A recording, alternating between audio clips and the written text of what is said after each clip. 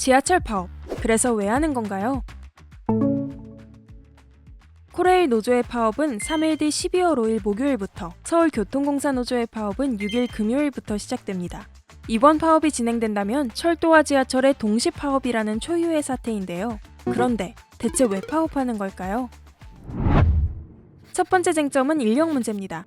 서울시가 공공기관 혁신을 명분으로 구조조정을 시행하며 서울교통공사는 2026년까지 정원의 13.5%를 줄이기로 계획하고 퇴직자가 발생해도 신규 채용을 하지 않고 있다고 합니다.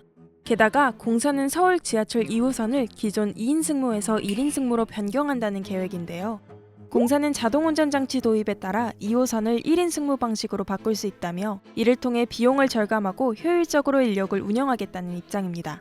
그러나 서울교통공사 노동조합은 시민안전을 위협할 수 있다며 1인 승무제 도입 중단을 요구하고 있습니다.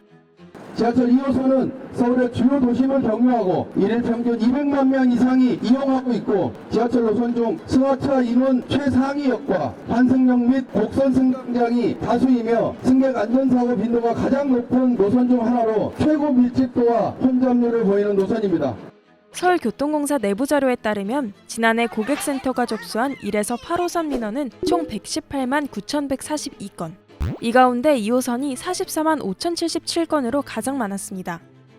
차량이 사라지면 출입문 취급, 안내방송, 사람 찾기, 성추행, 교통약자 보호, 냉난방 조절 등 각종 사고와 민원 처리를 기관사 혼자 처리해야 합니다. 차량이 사라지면 시간을 다투는 응급환자가 발생하거나 위험한 승객의 난동이 있을 경우 기관사가 혼자서 모두 처리해야 합니다.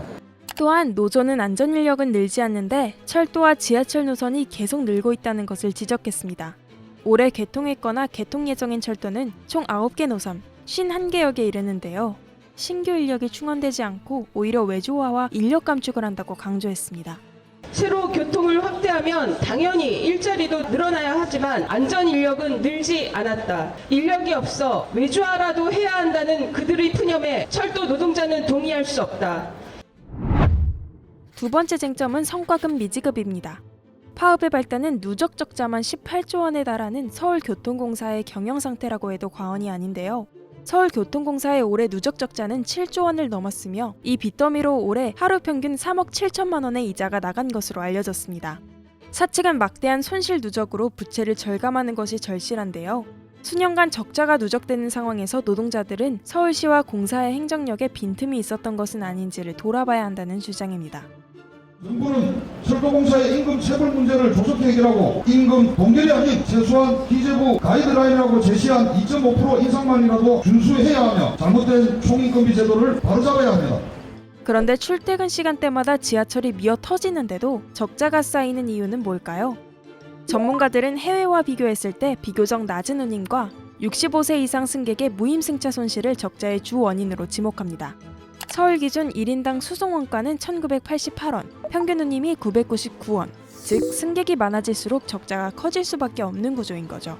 해마다 늘어나는 무임승차자 승객 수를 고려했을 때 무임승차자 기준 연령을 높여야 한다는 목소리가 커지고 있습니다. 해외 주요 국가의 사례를 살펴보자면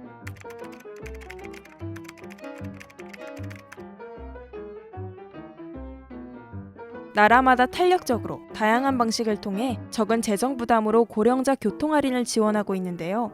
이처럼 고령 인구 복지와 재정 안정 사이에서 균형을 잡는 대안을 고민해 볼 필요가 있겠습니다. 지난주 9호선 2, 3단계 구간 노조는 사측과의 협상에 진전이 있어 경고 파업 일정을 철회했는데요. 예고된 파업까지 이틀이 채 남지 않은 지금, 나머지 호선들에도 노사가 모두 만족할 만한 협상이 이루어질 수 있을까요? 이번 영상을 만든 PD가 추천하는 영상도 보고 가세요. 스브스 뉴스의 다른 영상을 즐기시려면 구독 버튼을 꼭 눌러주세요.